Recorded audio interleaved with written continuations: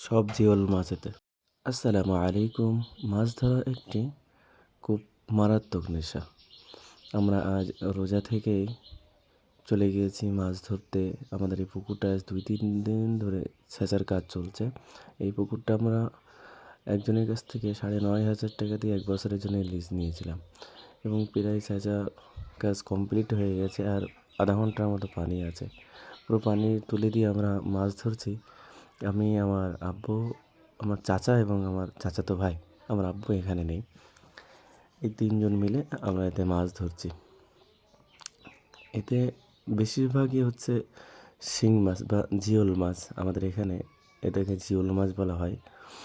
এত পরিমাণ জিওল মাছ যে মাছ ধরতে আমাদের ১ ঘন্টা টাইম লাগবে, সেই মাছ ধরতে আমাদের প্রায় সকাল থেকে ৩টে পর্যন্ত লেগে গেছে। সকাল ১০টা থেকে শুরু করেছি, ৩টের মধ্যে আমরা এই ভাগটা মাছ ধরে কমপ্লিট করতে পারিনি। ৩টের আগে এত শিং মাছ আমরা কল্পনাও করতে পারিনি যে এত পরিমাণে মাছ এখানে থাকবে। আমরা জানতাম যে এতে মাছ আছে। দেখুন সামনে যে একটু একটু নড়া দেখতে পাচ্ছেন, সব পুরোপুরি সব জিওল মাছ। পুরো জিওল মাছে ভরা। আমরা এতে অন্য কোনো মাছ পাইনি। কয়েকটা চ্যাং মাছ এবং ২-১টি কই মাছ পেয়েছি।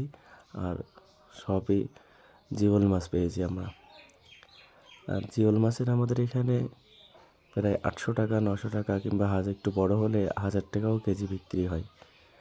আর আমরা যা জিওল মাছ পেয়েছি, আমাদের আনুমানিক শুধু এই ভাগটাতেই কমসে কম আমরা ১০ কেজি তো জিওল মাছ হবেই।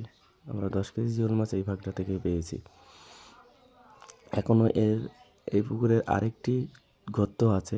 তার মানে এই পুকুরে ২টো গর্ত মতো। ২ দিকে পানি থাকে, মাঝখানে একটু উঁচু। ছেঁচার পরে যে আমরা বুঝতে পারলাম আর কি।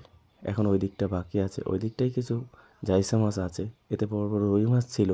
আমরা যখন ছিপে মাছ ধরতে আসতাম, আমি আর আমার ওই চাচতো ভাই, আমাদের ২-৩ দিন বড়শি ভেঙে নিয়ে গিয়েছে কিংবা ছিপ ভেঙে দিয়েছে, কিন্তু মাছ আমরা তুলতে পারিনি।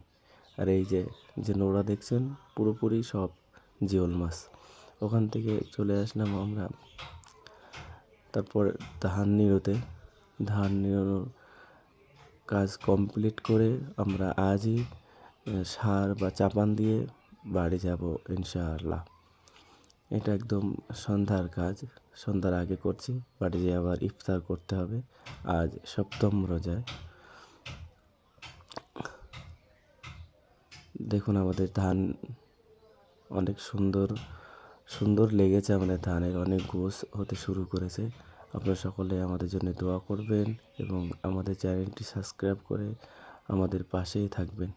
মাশাআল্লাহ, আমাদের ধান দেখুন কত সুন্দর হয়ে গেছে। মানে আমার আব্বু এই ধানে সার চড়াচ্ছে। আমি একটু ক্লান্ত আছি সারাদিন মাছ ধরার কারণে। সেই জন্য আমার আব্বু ধানে সার দিচ্ছে।